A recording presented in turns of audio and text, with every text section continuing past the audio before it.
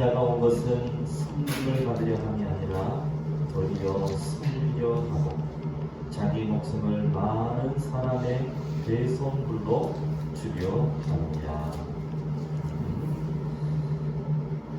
그래서 자언 25장 11절입니다.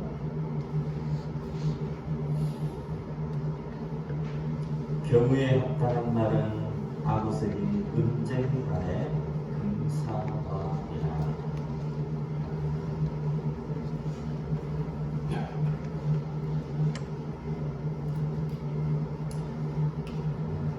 우리가 어떤 신방도 그렇고 여러 가지 어떤 가정이나 어떤 사업체나 우리가 방문하는 것이 그냥 아무런 목적 없이 가지는 않습니다.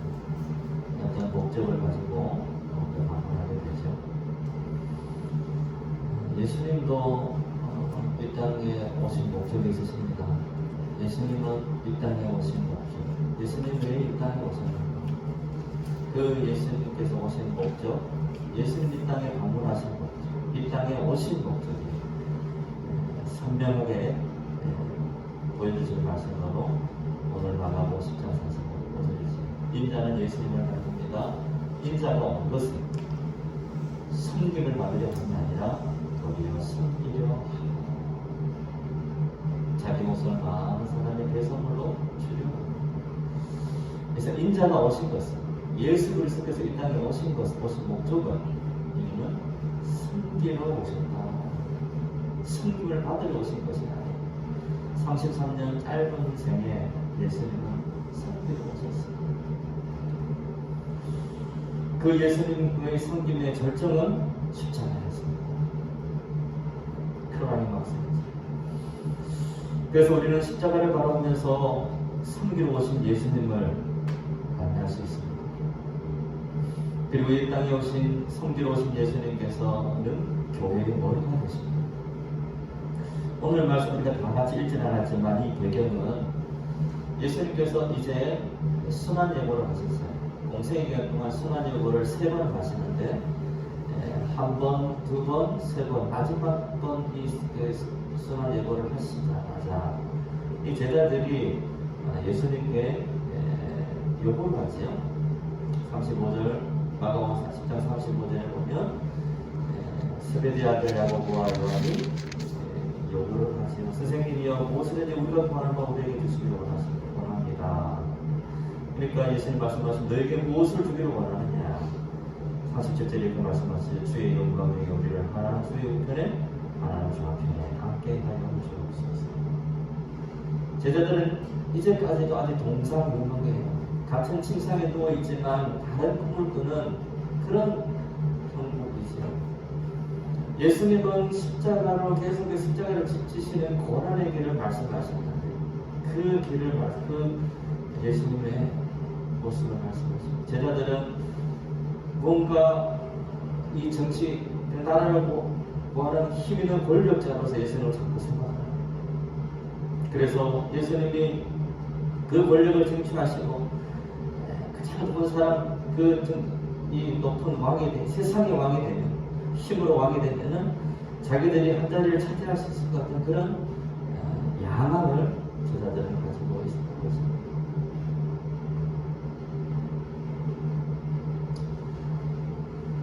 최고가 되려고 하는 탑이 되려고 하는 그런 무한 경쟁의 세상을 우리는 살아가는 이 제자들의 모습 속에서 우리는 그러한 세상을 우리의 신앙을 돌이켜볼 수가 있다.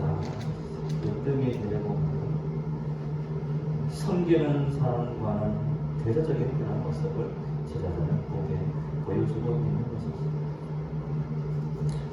예수님은 교회가 머리가 되십니다. 그런데 우리가 머리가 되려고 하는 것입니다. 우리가 자꾸 머리가 되려고 합니다. 으뜸이 되려고 합니다. 내가 머리가 되려고 합니다. 서로가 머리가 되려고 합니다. 교회의 머리가 되신 주님께서 우리를 직분자로 세워주셨지만 그런 예수님처럼 우리도 직분자로 섬겨야 합니다. 우리에게 직분을 주신 이유는 섬기라고 주신 거예요. 한동안 갑질이라는 말이 통용되었지요. 하지만 이 말은 교회 공동체가 어울리지 않습니다. 교회 안에는 계급이나 직급이 존재하지 않습니다. 회사처럼 직급이 존재하지 않습니다. 우리가 받은 직분은 섬기기 위해서 주님께 주신 거예요. 높낮이가 아닙니다. 그렇고 합니다. 주님께서 교회를 통해 주신 직분은 섬기라고 주신 거예요. 서로 섬기라. 그래서 주장하는 자세를 갖지 말아야 합니다. 베드로전서 5장 3절 말씀 이렇게 기록되어 있습니다. 아픈 자들에게 주장하는 자세를 하지 말고 양무리에 돈이 되라. 지배하지 말라는 거지. 잘난 체하지 말라는 거지. 서로 존중하고 격려하고 세워주는 것이 교회 공동체입니다. 비판하고 판단하기보다는 서로를 이해해주고 용납하는 공동체가 되기를 바라죠. 그럼 왜 우리 주님께서 자기 목숨을 많은 사람의 대성물로 주셨습니까? 이렇게까지 우리를 용서하신 이유가 무엇입니까? 그 이유는 우리도 서로 용서하고 사랑하고 숨기며 살아가고 주님은 친히 십자가에서 이러한 본을 보여주셨죠. 성경을 통해 많은 사람들이 살아나기를 주님 원하십니다. 마치 바람뼈가 살아나서 군대가 되듯이 살아나기를 주님 원하십니다. 성경을 통해서 생명이 회복되어집니다.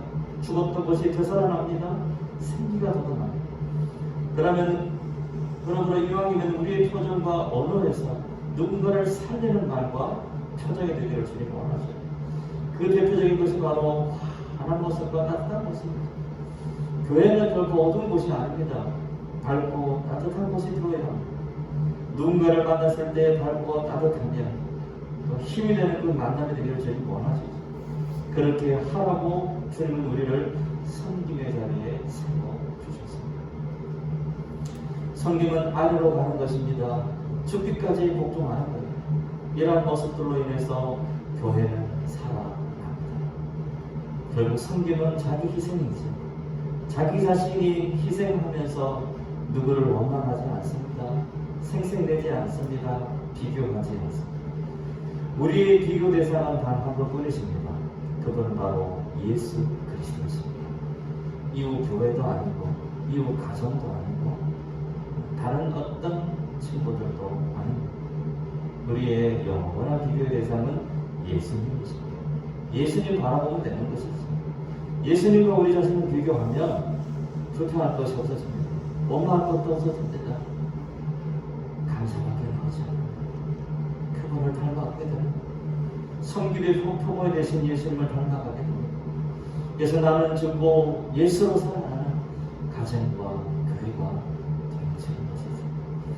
오늘은 계속해서 이 섬기는 삶 중에 언어를 중심으로 우리의 말에 이 힘이 있다는 것을 생각하면서 언어를 중심으로 하나님의 말씀을 계속 듣기를 원합니다. 제 집, 하나님께서 세우신 그 직분을 감당하는 모두 제 직죠. 모든 직분을 가진 사람들, 재직에 대해서 언어 생활에 대해서 한번 우리가 살펴보려고. 말은 인간의 특권이지요. 말은 사람을 살리는 양약이기도 하지만 때로는 사람을 죽이는 독약이 되기도 합니다. 그래서 야고보서 3장 2절부터 10절까지 말씀 이렇게 기록되어 있습니다. 혀는 곧 불이 있습니다. 혀는 우리의 지체 중에서 온몸을 더럽히고 생애바퀴를 불살하니 그 살아는 것이 지옥불에서 나느니라. 이것으로 우리가 주 아버지를 찬송하고 또 이것으로 하나님의 형상대로 지음받은 사람을 저주하나니 한 입으로 찬송과 저주가 나는도다. 내 형제들아 이것이 마땅하지 아니하나. 한 입으로 찬송과 저주가 나온다. 이만큼 우리의 혀의 권세가 무섭다는 거예요. 재직은 몸과 시간과 물질로 교회에 봉사하지만 말로도 충성해야 합니다. 교회는 비교적 말이 많은 곳이라고 하십니다. 그러므로 바울의 교훈대로 말은 항상 은혜 가운데서 속으로 부르게 함과 같이 하라고 말씀하십니다. 고린도서 4장 6절 말씀입니다. 그럼 구체적으로 재직의 언어 생활의 비결을 살펴보게요. 첫 번째로는 말씨의 훈련이 되어야 돼요. 말투가 달라야 합니다. 재직이 믿음이 좋고 봉사를 열심히 해도 말씨가 싸나우면 재직으로서 봉사할 수 없습니다. 사람이 사용하는 말씨, 말투가 상한 갈대를 꺾기도 하고 꺼져가는 등불의 심지를 속도도 들 수도 있습니다. 말씨로 그 사람의 인격을 평가하게 되지. 아무리 옳은 비판이라도 남의 말을 듣고 옮기는 사람의 말은 언제나 악의에 가르치기 쉽습니다. 그래서 에베소서 5장 4절에서 바울 사도는 이렇게 하나님 말씀을 전합니다. 누추함과 어리석은 말이나 희롱의 말이 마땅치 아니하니 돌이켜 감사하는 말을 하라. 감사합니다. 재직은 언제나 좋은 말씨, 아름다운 말씨를 써야 교회에 덕을 끼치고 건덕이라고 하는 덕을 끼치는 좋은 말씨나 남을 칭찬하는 말이죠. 그리고 아름다운 말씨가 있습니다. 아름다운 말씨는 다른 사람의 결정을 덮어주는 거예요. 재직은 언제나 사람을 구원하고 교회에 덕을 끼치는 말을 해야 합니다. 자기를 나타내기 위한 자랑의 말이나 상스러운 말은 남에게 혐오감을 주기 때문에 조심해요. 그 다음으로 친구 개성말이 있는데요. 그래서 오늘 첫 번째, 거짓말은 입 밖에 내지 말아야 합니다. 거짓 입술에서 나오는 기도는 응답될 수 없고, 시편 17편 1절이죠. 거짓은 오래가지 못하며 자기를 망치는 것이므로 에베소서 4장 25절에 바울은 이렇게 말씀을 전합니다. 그런즉 거짓을 버리고 각각 그 이웃으로 더불어 참된 것을 말하라. 사탄은 속이는 얘기예요. 거짓을 얘기해요. 그게 속지 않아야 됩니다. 사람은 말하기 때문에 짐승보다 낫습니다. 그러나 진실을 말하지 않으면 짐승보다 못하다고 합니다. 재직은 결코 거짓말을 하지 말아야 합니다. 새해에는 우리 입술에서 정직하고 진실한 말이 넘쳐나기를 주님은 원하십니다. 그 다음으로 두 번째, 다른 사람의 험담하지 말아야 합니다. 잠언 기자는 잠언 26장 22절 이렇게 말씀하십니다. 남의 말하기를 좋아하는 자의 말은 결식과 같아서 백석 깊은 데로 내려가느니라. 험담이라고 하지. 요즘 아이들을 친구들 말은 디스라고, 뒤에서 말은 뒷담화. 그리고 좋은 것이 아니지. 두루 다니며 험담하는 자는 남의 비밀을 누설하나 마음이 신실한 자는 그것을 숨기느니라. 잠언 11장 13절입니다. 그러므로 남의 허물을 덮어주면서 회개하도록 권면하는 것이 폭로하면서 험담하는 것보다 유익합니다. 그러므로 재직은 다른 사람의 이야기를 듣지 않는 데서, 그 사람이 없는 곳에서 일체 그 사람 제3자에 대해서 이야기하지 않는 사람이 되어야 합니다. 그 다음으로는 형제에게 이간되는 말을 하지 않아야 합니다. 재직은 고린도후서 5장 18절 말씀처럼 화목하게 하는 직책을 맡았잖아요. 이 말씀은 송구영신 예배 때 하나님께서 우리에게 주신 말씀이지요. 화목하게 하는 직책. 화목하게 하는 직분은 주님께서 우리에게 맡겨주신 직분입니다. 그러나 이심이 없고 수다스러운 사람은 이간을 붙이는 말을 하게 됩니다. 그래서 잠언 기자는 잠언 17장 9절 이렇게 말씀하십니다. 허물을 덮어주는 자는 사랑을 구하는 자요, 그것을 거듭 말하는 자는 친한 것을 이간하는 자니라고 하였습니다. 하나님께서 가장 미워하시고 싫어하는 것 중에 하나가 바로 형제 사이를 이간하는 것이죠. 오늘 말씀에서도 이 본문에 있는 말씀의 10장 마가복음 10장 41절에 오면 이런 말씀이 나옵니다. 열 제자가 듣고 야고보와 요한에 대하여 화를 내거든요. 분통을 터뜨렸다는 것이죠. 야고보와 요한이 주님 오른편 왼편의 그 자리를, 그 높은 자리를 내게 주시옵소서, 주님 차지하시면, 이런 소리를 하니까 나머지 제자도 똑같이 그렇게 화를 내는 것이죠. 무한 경쟁, 예수님의 마음을 아직까지 모르는 것이죠. 낮아지고 희생하고 섬기는 삶을 십자가까지 지시기까지 사랑하시는 그 희생의 예수님의 사랑을 이 자들은 아직까지 몰라. 높아지려고 그래서 또 뜨게 되려고 하는 그런 경쟁. 그래서 분통을 터뜨려요. 화를 내요. 서로 나누어지는 것이죠. 하나님께서 가장 미워하시고 싫어하는 것 중에 하나가 형제사이를 이간하는, 반대로 성령님은 하나되게 하시는 영이십니다. 그러므로 에베소서 4장 말씀이 이렇게 말씀하시죠. 평안의 매는줄로 성령이 하나되게 하신 것을 힘써 지켜라. 성령님 역사하시는 곳에는 하나님의 역사가 있습니다. 올 한해 우리 가정과 교회 안에 이렇게 성령님의 하나님의 역사가 넘쳐나게 되시기를 주님의 이름으로 축복합니다. 그 다음으로 불평하는 말을 하지 말아야 합니다. 자신이 많이 안다고 과신하는 사람은 불평이나 원망을 잘합니다. 교회에 이르도 무엇을 안다고 생각하기 때문에 비판적이 되고 타산적이 되고 불평과 불만을 하게 됩니다.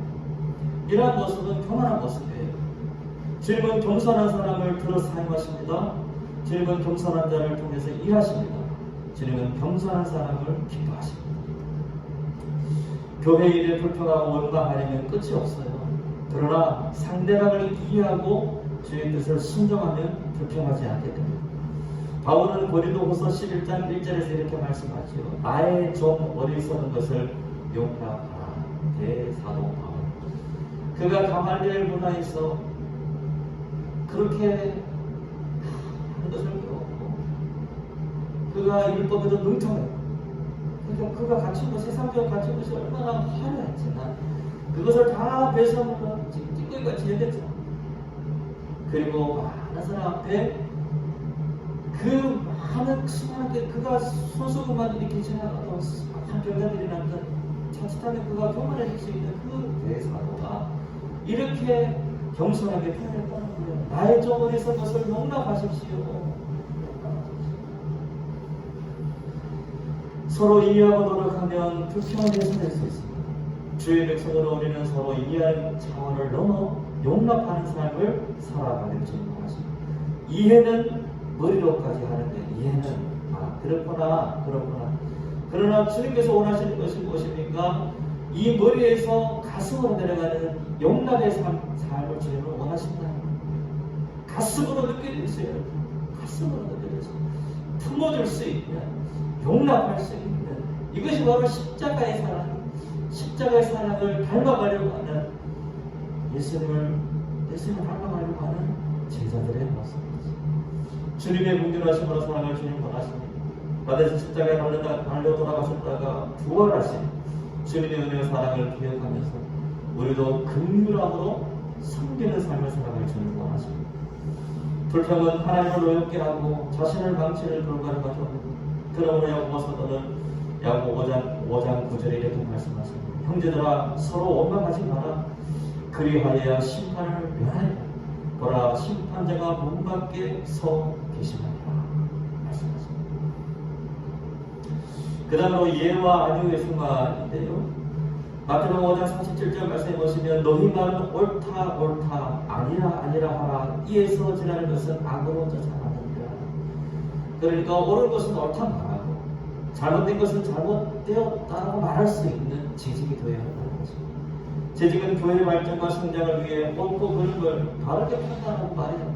그러므로 우리가 늘 말씀과 기도로 깨어 있어야 하죠. 경우에 합당한 말은 안에서의 능정관에 금사만하고 잠언 25장 11절 그 말씀에 말씀하고 계시죠. 침묵도 필요하지만 경우에 따라서 옳은 말도 필요한 것입니다. 그래서 구체적으로는 형제를 위로하는 말을 해야 합니다. 재직은 가시돋친 말로 형제의 마음을 아프게 해서는 안 됩니다. 도리어 위로와 격려의 말로 쓰러져가는 자를 붙들어 주어야 합니다. 마음이 상한 자와 고난당한 자를 위로하며 교회 안에 해결하기 어려운 사건이 있을 때 교회가 평화스럽게 되도록 힘써야 합니다.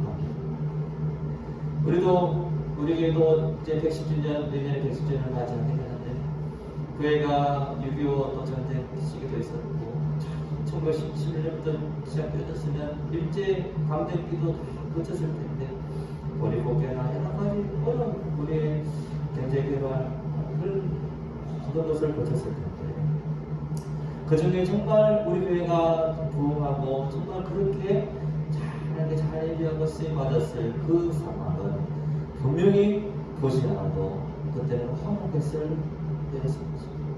서로 오순도순, 서로 평화스럽게 그렇게 서로를 위하여 하나 되는 그런 모습이 분명히 있었을 것입니다. 재직은 언제나 평화를 도모하면서 어려운 일을 쉽게 해결하는 노력이 있어요. 누군가를 세워주고 따뜻하게 하는 언어가 재직에 어울리는 언어. 그 다음으로는 칭찬과 격려의 말을 해야 합니다. 부질없는 비평이나 책망은 형제를 낙심시키지만 칭찬과 격려는 일할 의욕을 일으켜주게 됩니다. 그러므로 형제의 잘못을 책망하거나 과오를 시정해 주어야 할 경우에라도 먼저 형제의 장점을 들어 칭찬과 격려를 한 후에 그의 잘못을 알려줘야 합니다. 책망에도 반드시 사랑하는 마음이 깃들어야 합니다. 지혜로운 재직은 형제가 잘하면 칭찬해주고 실수하면 붙들어주는 재직입니다. 잘하면 칭찬하고 실수하면 붙들어줍니다. 재직은 하나님의 뜻이 무엇인가를 항상 살펴서 하기 어려운 말에도 용감하게 할 수 있어요. 그 다음으로 말과 행동이 일치하는 사람이지요. 말을 하고 실천에 옮기지 못한 사람처럼 무시한 사람이었고 실현하지 못할 말처럼 갓산 것이 없습니다. 사도 요한은 요한일서 3장 18절에서 이렇게 말씀하십니다. 말과 혀로만 사랑하지 말고 오직 행함과 진실함으로 하라고 말씀하십니다. 말만의 사랑은 사랑이 아닙니다. 말한 대로 행하는 재직이 하나님이 말하시는 재직이요 교회가 필요로 하는 재직입니다. 청성이라는 것입니다. 행함이 없는 믿음은 죽은 믿음이라고 하였으니 말만 하고 실천하지 않은 재직은 재직이라고 할 수가 없습니다. 책임질 수 없는 말을 하지 말아야 하고 말을 했으면 말한 대로 실천하도록 힘써라. 바닷가의 조약돌이 물의 물결에 휩쓸려 매끈한 돌이 되듯 인간은 말과 행동에 시달려 세련되는 전쟁으로 특별히 말을 조심해야 합니다. 지난 한 주간 연말 연시죠. 책을 한권 구입을 했습니다. 주민의 함께 설교 연구를 하는 목사님께서 추천해 주셔서 윌리엄 몰튼만이라는 목사님이세요. 지금은 90세가 넘으셨죠. 장신대에 오셔서 강연하실 때도 제가 곁에서 들어서 같이 사진도 찍었고 아주 그 귀한 이 시대에 아주 유명한 귀한 큰 획을 얻는 신학자이십니다. 희망의 신학자로 알려진 이 몰튼만 목사님이 이제 화번이 넘어서서 90세 넘으셔서 마지막 저서를 남기셨어요. 마지막 저서 그 제목이 이런 것입니다. 나는 영생을 믿는다. 나는 영생을 믿는다. 이 책을 보면 이런 내용이 나옵니다. 우리가 이 땅의 생명을 더 깊이 사랑할수록 그리고 이 땅의 생명을 조건 없이 긍정할수록 생명의 행복을 더 많이 경험하게 되며 생명의 기쁨이 우리를 더 강하게 살아갑습니다. 생명을 위해 헌신할수록 부활과 영원한 생명은 더 확실해집니다. 우리가 부활과 영원한 생명을 온전히 신뢰할수록 우리는 이 땅의 생명을 우리가 사랑하는 사람들과 우리 자신의 생명, 이 땅에 살아있는 모든 생명과 함께 누릴 생명을 조건 없이 사랑할 수 있게. 그래서 인간의 모든 문제는 삶과 죽음이 아니라 사랑과 죽음이다. 삶과 죽음이 아니라 사랑과 죽음. 여기서 아주 중요한 표현을 했습니다. 이 책은 짧은 책인데 이 책을 제가 연말과 연시에 다 읽어보았는데요. 이 책에 이런 표현이 나옵니다. 오직 하나님만 우리가 경험한 삶의 전체를 보실 수 있습니다. 오직 하나님만 우리가 경험한 삶의 전체를 보실 수 있습니다. 이것은 무엇을 우리에게 보여주는 것입니까? 하나님만이 우리 자신, 그리고 우리가 살아가는 우리 삶의 모든 과거, 현재, 미래, 관계, 모든 부분들을 전체적으로 바라보실 수 있다는 것입니다. 그래서 이것을 다르게 우리가 해석해 본다면 우리 자신과 우리 주변에 함께 살아가는 그 어떤 이웃들도 함부로 판단할 수 없다는 것입니다. 우리가 쉽게 저지르는 과업은 무엇입니까? 두 분을 보고 전체적으로 생각해 버리는 거예요. 저 사람은, 그리고 우리 자신을 보면 저 사람은 이러이러니까 이러이러할까. 그 지역적인 부분을 보고 전체적으로 그 사람, 이런 사람이야 라고 쉽게 속단해버리고 정죄하고 다. 그런 우를, 그런 과업을 범하십니다. 그러니까 정말 우리가 이 말씀을 어떻게 하나님만이 전체를 볼 수 있다는 것을 늘 기억하며 겸손하지 않을 수가 있다는 것입니다. 우리 삶을 창조하시고 다스리시는 하나님께서 우리를 사랑하셔요. 그래서 그 하나님의 눈으로 우리는 우리 자신과 서로를 섬기며 살아가야 합니다. 내 자신만의 눈으로, 얄팍한 그 부분만을 보는 눈으로 그걸 쉽게 판단하지 말고, 하나님, 우리가 기도할 때도 하나님의 눈을 갖게 하소서. 하나님의 마음을 갖게 하여 주시옵소서. 주님, 제발 지역적인 부분만이고 부분을 보고 판단하지 않게 도와주세요. 하나님의 눈을 가지고 세상을 바라보게 하세요. 하나님의 눈을 가지고 우리 자신과 다른 사람을 보게 하여 주시옵소서. 이것이 우리의 기도 제목이 되어야 한다는 것입니다. 그러므로 그 누구도 함부로 판단하거나 정죄할 수 없습니다. 이번 한 주간도 주님을 불러다 사랑으로 섬기며 살아가는 저와 여러분들의 삶이 되시기를 기원합니다. 긍휼의 눈을 갖게 누가 55년에 나오는 아버지의 마음을 품게 하는 기도하지 않습니다.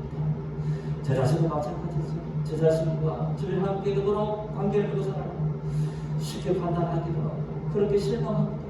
그런 마음, 그것이 다 우리의 과오고 우리의 어떤 연약함이죠. 그러나 이것을 넘어서서 주님께 늘 도움을 구하며 주님 전체를 하나님 눈을 받게 도와달라고 우리는 기도하며 살아가야 하는 것입니다. 우리는 말을 하지 않고 살아갈 수 없습니다. 혀에는 권세가 있습니다. 그래서 이사야 57장 19절 말씀에 하나님 이렇게 말씀하십니다. 입술의 열매를 창조하는 자 여호와가 말하노라. 먼데 있는 자에게든지 가까운 데 있는 자에게든지 평강이 있을지어다 평강이 있을지어다 내가 그를 고치리라 하셨느니라. 입술의 열매를 창조하신 분이 바로 하나님이십니다. 이처럼 하나님은 우리에게도 말의 힘을 허락하셨습니다. 무한 경쟁 시대를 살아가고 있습니다. 저희 가정을 살고 못하다도 그렇지요. 저희 자녀를 살고 못하죠. 늘 깨어있어 기도하지 않을 수가 없는 것입니다. 인류 정말 몇 등이 되나 최고가 되나 1등이 되나 이것은 세상이 주는 가치입니다. 세상이 주는 가치입니다.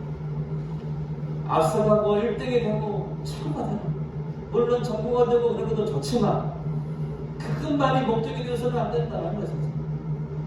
그것만이 목적이 되어서는 무한 경쟁 사회 속에서 그래 살아가야 된다고 그렇게 가르쳐주는 것이 아니라 서로 세워주고 함께 섬김으로 함께 하나님의 나라가 세워져 가는데 쓰인다는 그런 삶이 되도록 우리는 기도하지 않을 수 없다. 자녀들에게 오늘 아침에 새벽에도 우리가 말씀을 나눴지만 자녀들에게 어떤 유산을 나눠줄 수가 있겠습니까? 자녀들이 정말 기독교적인 가치관을 가지고 살아갈 수 있도록 우리가 자녀들의 가슴 속에 있는 그 영원 깊은 곳에 있는 구원의 확신이 있는지 정말 하나님만을 예배하는 복음이 그 가슴 속에 심어져 있는지 그것을 먼저 살펴봐야 된다. 우리 자녀, 손자들이 공부만 잘하고 인류가 되라고 오늘 본 말씀 나오는 세베대의 아들 야곱과 요한처럼 그렇게 살아가는 사람이 아니라 편안하죠. 저로서 정말 예수님처럼 희생하는 삶 그것이 정말 가르치는 삶이라는 것을 가르쳐줘야 돼요. 캐나다에 있는 제 동기 목사님, 토론토에 계시는 동기 목사님, 페북에 이런 글을 남긴 것을 읽어봤습니다. 진정한 행복은 소유가 아니라 공유입니다. 진정한 행복은 소유가 아니라 공유. 세상 사람들은 자꾸 소유하지 못해서 안타까워하고 뭐 상대적 박탈감이 있다고 그렇게 표현하게 되죠. 그것이 잘못된 가치가 우리 주님은 이 땅에 섬기러 오셨고 십자가에서 물과 피와 눈물을 다 흘린 것이 다 주러 오신 것이지 너희도 이제 이렇게 살아가고 말씀하죠. 행복의 개념을 그래서 우리 자녀들에게도 그렇게 가르쳐 줘야 합니다. 공부해서 남줘. 그렇게 해서 공부하라. 공부해서 너만 절대로 공부해서 남쪽에서 공부. 그것이 바로 우리가 교회에서 가르쳐. 우리 다음 세대들에게 가르쳐야 할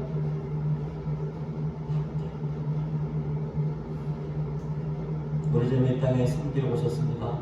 당신의 생명을 많은 사람의 대선물로 주시기까지 섬기러 오셨습니다. 이렇게 섬기러 오신 주님을 본받아 오늘 특히 우리 이스라엘 언어중에 생명의 언제를 통하여서 직분자 서로를 섬겨주고 불구하고 특히 이 무한 경쟁 사회 속에서 다른 가치관을 가지고 기독교의 가치관을 가지고 낮아져 희생 우리의 삶 속에 주님께서 보여주시는 회복과 부흥이 하나님의 나라가 세워져 가는 것을 경험하시는 저와 여러분들이 위한 삶이 되시기를 주님의 이름으로 축복합니다. 하나님 아버지 감사합니다. 이전부터 아버지 하나님 참 이렇게 섬기지 못했던 부분들을 용서해 주셨습니다.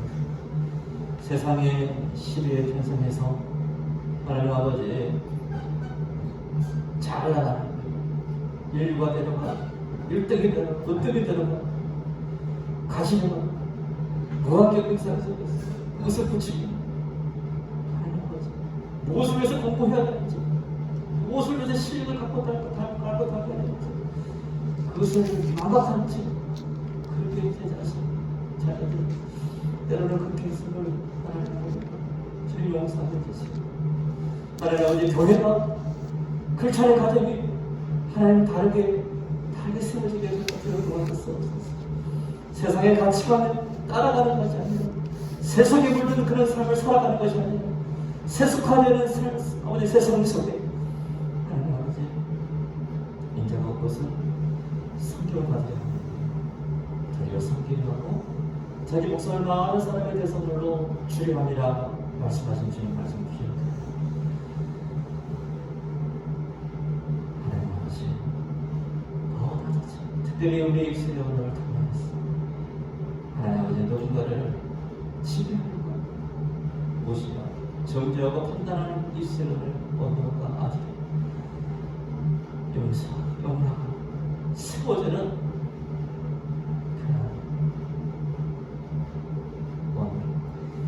우리의 삶이 더 따뜻해지고 밝아 건강해지는 그래서 세상 속에서 교회가 성도의 가진 지지 이 삶을 통하여서 주님의 영광이 드러나는 교회가 다르다는 믿는 사람이 다르다는 것을 우리의 삶을 통해서 증명하는 그러한 삶을 살아내는 이런 한 주간 우리의 삶이 되게 주여 도와 주시옵소서. 감사드리며 살아계신 우리 구주 예수 그리스도의 이름으로 기도하옵나이다.